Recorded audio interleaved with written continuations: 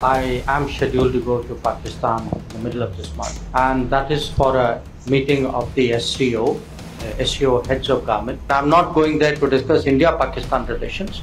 I'm going there to be a good member of the SCO, but since I'm a courteous and civil person, I will behave myself. हमने देखा है हमेशा कि भारत और पाकिस्तान के बीच जब भी इस तरीके की कोई बातचीत होती है तो हमेशा शुरुआती दौर ऐसे ही होता है कि साहब ये तो एक औपचारिक एक समिट है, कोई भारत और पाकिस्तान के बीच का समिट नहीं है और इसलिए इससे कोई बहुत ज्यादा कोई उम्मीद लगा के नहीं रखी जानी चाहिए। हमने देखा है कि आप यदि पिछले 2 दशकों में अगर देखें, ऐसा कितनी बार हो चुका है कि इस प्रकार के जो समिट्स होते हैं, एससीओ समिट है, उस समिट में कहीं कोई 2 पक्षों के बीच मान लीजिए कहीं एक हैंडशेक हो जाती है, पता चलता है कि कहीं कोई बैक चैनल्स के थ्रू कहीं चाय के ऊपर चर्चा शुरू हो जाती है। मेरा अपना देखिए ऐसा अंदाजा है कि हमारे देश में जो लोकतंत्र का जो चक्र, जो पहिया जो चलना था वो चल चुका है। नरेंद्र मोदी जी लगातार तीसरी बार प्रधानमंत्री बन चुके हैं। अभी हाल ही में हमारे देश में कुछ असेंबली इलेक्शन भी हुए थे, विधानसभा चुनाव भी हुए थे, उसमें भी भारतीय जनता पार्टी का जो परफॉर्मेंस रहा है वो कमोबेश काफी अच्छा रहा है। तो मुझको ऐसा लगता है कि दोनों देश, भारत और पाकिस्तान, ये कह जरूर रहे हैं कि ये तो एससीओ का समिट है और इस एससीओ के समिट में हमें और कोई उम्मीद नहीं रखनी चाहिए।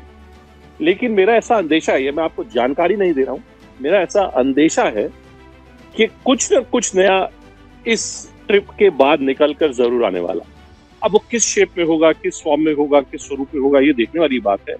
लेकिन ये अपने आप में एक बहुत बड़ी चीज है कि हमारे वित्त मंत्री, हमारे विदेश मंत्री ने, डॉक्टर जयशंकर ने, जिन्होंने पाकिस्तान को कोसने में और पाकिस्तान को एक आईना दिखाने में उन्होंने कहीं कोई कसर नहीं छोड़ी है। और इस सब के बावजूद वो अब जा रहे हैं, एससीओ समिट में ही जा रहे हैं। ठीक है, पाकिस्तान होस्ट देश है उस एससीओ समिट का, लेकिन उनका जाना अपने आप में मेरे मुताबिक एक बहुत बड़ी बात है और उसको हमें इसी नजरिए से देखना चाहिए कि कुछ न कुछ नया जरूर निकल के आने की संभावना मुझे दिखती है। लेकिन मैं आपको एक उदाहरण देता हूं। मैं 2014 में जब नरेंद्र मोदी हमारे देश के प्रधानमंत्री बने, उसके बाद मैंने 2015 में एक ट्वीट किया था मैंने एक बार, और मैंने स्पष्ट शब्दों में कहा था कि प्रधानमंत्री मोदी की दिली तमन्ना है कि उनके अपने कार्यकाल के दौरान भारत और पाकिस्तान के बीच कुछ नया चैप्टर कुछ चलाया जाए, कोई नई बात कुछ खड़ी हो। लेकिन अनफॉर्चुनेटली पुलवामा हो गया और पाकिस्तान में भी हमने देखा है कि पाकिस्तानी लोकतंत्र के सामने जिस प्रकार की दिक्कतें हैं, इमरान खान जेल में है और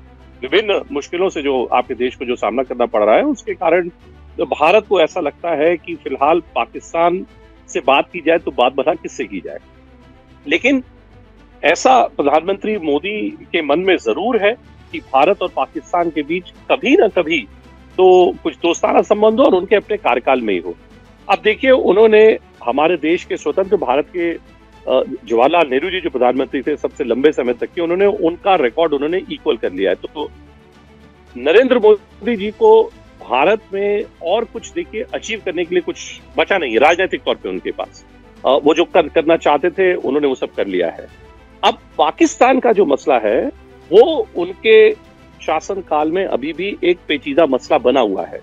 आपने देखा है कि भारत की विदेश नीति में हम रशिया से भी हम ऑयल ले रहे हैं, लेकिन प्रधानमंत्री ने यूक्रेन जाके वहां पे जेलेंस्की से भी बातचीत उन्होंने की। रशिया और जेलेंस्की दोनों के बीच उन्होंने मध्यस्थता करने का प्रयास किया है। हाउडी मोदी के वक्त जब डोनाल्ड ट्रंप जब राष्ट्रपति थे तो प्रधानमंत्री मोदी टेक्सास में जाकर उनका स्वागत हुआ था। और हमने देखा कि किस प्रकार से चाहे डेमोक्रेटिक रेजिम हो या रिपब्लिक रेजिम हो, प्रधानमंत्री मोदी का इस्तेकबाल दोनों ही रेजिम्स करते हैं।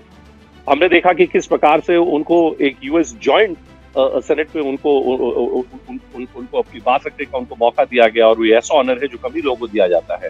सऊदी अरेबिया में आप देखिए, वहां भी जो सबसे बड़ा सिविलियन ऑनर है वो उनको मिल चुका है।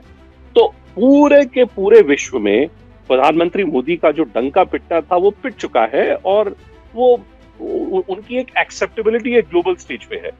अगर ऐसे व्यक्ति के सामने उनके जो अपने ही पड़ोसी हैं, अगर उस पड़ोसी के साथ रिश्तों को बेहतर बनाने में यदि वो सफल होते हैं तो मुझको लगता है ये उनके अपने राजनीतिक जीवन में एक बहुत बड़ा मील का पत्थर एक साबित होगा। और मेरा ऐसा मानना है कि कहीं ना कहीं ये जो जयशंकर जी का जो पाकिस्तान जाने का जो इरादा है उसके पीछे ये सोच जरूर है। शायद ऐसा संभव हो सकता है कि पाकिस्तान में भी कोई नई सोच हो। मुझको लगता है कि प्रधानमंत्री के सामने ये एक अवसर मुझको जरूर दिखता है। मज़ीद न्यूज़ अपडेट्स और डिजिटल स्टोरीज के लिए सब्सक्राइब करें डॉन न्यूज़ पाकिस्तान।